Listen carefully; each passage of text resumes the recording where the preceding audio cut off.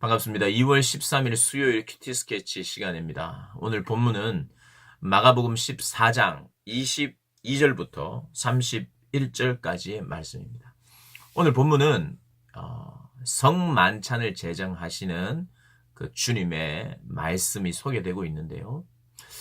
이렇게 말씀하십니다. 우리 주님께서 예수께서 떡을 가지사 축복하시고 떼어 제자들에게 주시며 이르시되 받으라 이것은 내 몸이니라 하시고 또 잔을 가지사 감사 기도하시고 그들에게 주시니 다 이를 마시매 이르시되 이것은 많은 사람을 위하여 흘리는 나의 피 곧 언약의 피니라.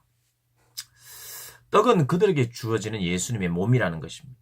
그리고 잔은 그들을 포함한 모든 인류를 위한 모든 사람을 위해 흘리는 피라고 말합니다.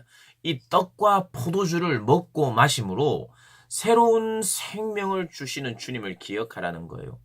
사실 이 유월절 때에 이 이스라엘 구약의 이스라엘 백성들이 행했던 유월절 의식 안에는 출애굽에 대한 그 구원의 하나님을 기념하고 바라봤어요. 그런 것처럼 예수님의 유월절의 어린 양이 된 예수님을 기억하면서 예수님이 주신 생명, 우리를 위하여 내어주신 그 몸, 그의 피, 그것을 상징적으로 떡과 포도주로 비유하면서 너희들이 이것을 먹고 마시면서 생명 주신 주님을 기억하라는 것이에요. 그러니까 유월절 때 이스라엘 백성들이 출애굽하는 그 놀라운 구원보다 더 놀랍고 큰 구원을 이제 앞으로 너희들이 기념하라 라고 하는 말씀입니다. 그래서 주님이 흘리는 피, 이것은 언약의 피라는 거예요. 이 언약이라는 것은 목숨을 건 맹세입니다. 피를 흘리면서 우리 하나님께서 이 아브라함 때부터 언약을 맺어 오셨어요. 물론 아담 때부터 언약을 맺어 오셨지만 더 구체적이고 분명하게 나타난 것이 아브라함 때입니다. 뭐냐면 하나님께서 맹세를 해주는 거예요. 아브라함에게. 내가 너에게 한 약속은 내가 반드시 지키리라 하면서 짐승의 피를 흘리면서 하나님께서 맹세하시는 내용이 나오는 거예요. 내 목숨을 담보로 이 약속을 지키겠다 하는 이것이 언약입니다. 이 피는 언약의 피라는 거예요. 예수님이 흘리신 피는 언약의 피라는 거예요. 반드시 구원하신다는 하나님의 맹세가 있는 것이죠. 그렇게 하면서 또 예수님께서 어제 본문에는 우리 중 한 사람이 나를 팔리라 이랬고요. 오늘 본문에는 예수께서 이르시되 너희가 다 나를 버리리라. 성만찬, 그러니까 이 유월절 음식을 먹고 나서 그들이 찬미하고 감람산으로 갔어요. 이 제자들이 감람산으로 갔는데 이제 감람산에서 그런 이야기를 했던 것 같아요. 예수께서 제자들에게 너희가 다 나를 버리리라. 이는 기록된 바. 이것 역시도 기록된 거예요. 이것도 계획된 거예요. 하나님의 계획. 내가 목자를 치리니 양들이 흩어지리라 하였음이니라. 너희들이 나를 다 버릴 것이다. 도망갈 것이다. 왜요? 자기의 목숨을 구하고 싶어서 제자들은. 왜냐하면 예수님을 잡으러 이제 이 로마 군인들이 옵니다. 가룟 유다와 함께. 그래서 예수님을 잡아가자 자기들도 잡혀서 어떻게 될까봐 다 도망가죠. 그런데 29절에 베드로가 이렇게 이야기합니다. 모든 제자, 다른 제자들은 다 버릴지라도 나는 그리하지 않겠습니다. 나는 그리하지 않겠습니다. 라고 확신을 합니다. 확신. 그런데 예수님께서 대답을 하지요. 내가 진실로 너에게 이르노니 오늘 이 밤, 오늘요.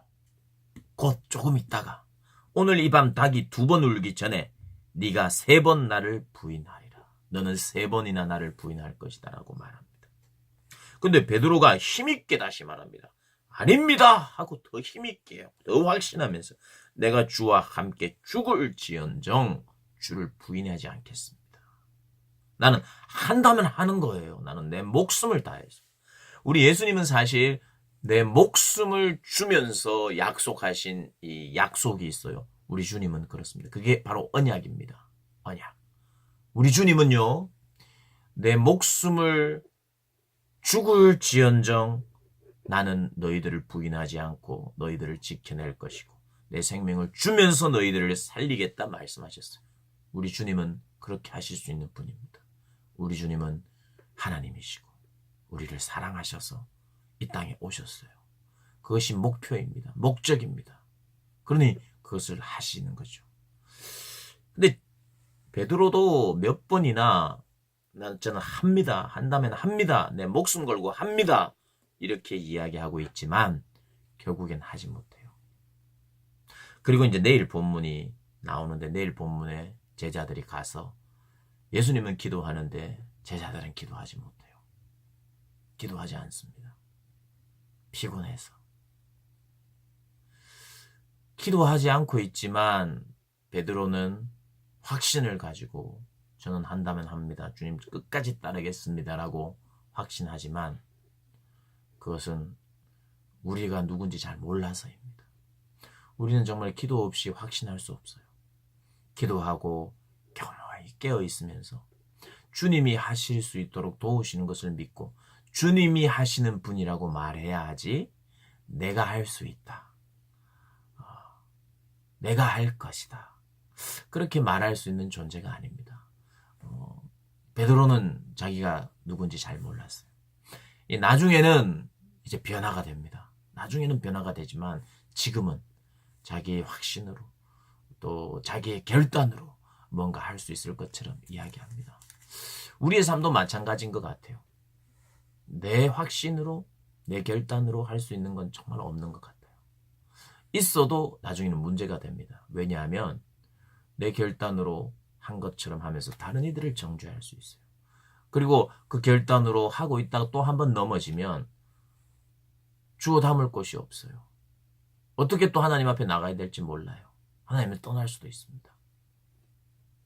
내 힘으로 하는 것이 아니라 내 결단으로 가능한 것이 아니에요. 물론 우리가 결단도 자주 해야 되고 물론 우리가 자주 결심하고 또 자주 못했던 것을 반성하고 또 해야 되는 게 맞아요. 그걸 안 해야 된다는 뜻이 아니라 그러나 그게 되기까지는 우리의 기도와 주님의 도우심이 철저히 필요한 것이 그리스도인의 삶입니다. 그리스도인은 도움 없이 살 수 없어요. 나는 누군가에게 항상 도움을 받아야 돼요. 이런 말이 아니라 우리는 사람의 도움을 받아야 되는 연약한 사람이란 뜻이 아니라 그리스도인은 하나님의 도우심 없이는 살 수 없는 자예요. 원래가 그렇습니다. 원래가 모든 인생은 하나님의 도우심 없이는 하나님의 은총 없이는 살 수 없는 존재예요. 그걸 깊이 깨닫고 겸손하게 주님을 바라면서 그렇게 살아야 할 줄로 믿습니다. 그렇게 사시는 우리 고등부 친구들 그리고 우리 선생님들 되시기를 주님의 이름으로 축복합니다.